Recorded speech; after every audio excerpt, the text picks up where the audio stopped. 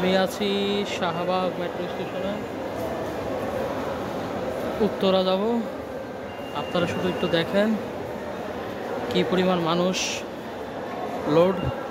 একটু সামনে যায়, কি পরিমাণ লোড মানুষ, অথচ এই পাশটা ফাঁকা।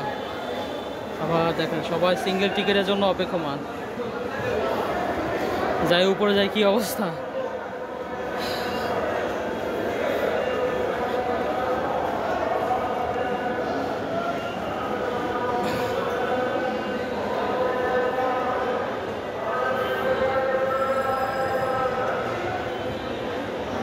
শালা উপরে দিয়ে মানুষ, সরি স্ট্যাংলিং ইজ কথা বলা, প্রচুর মানুষ, প্রচুর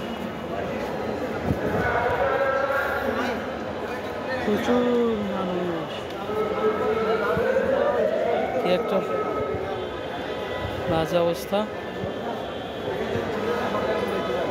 একটু সামনে যায় দেখে আপনাদের কি পরিমাণ মানুষ, অথচ এই স্টেশনে মানুষ কম থাকে। এখন বাজে 5টা 10, শাহবাগ। ভালো থাকবেন, সুস্থ থাকবেন, আল্লাহ হাফেজ।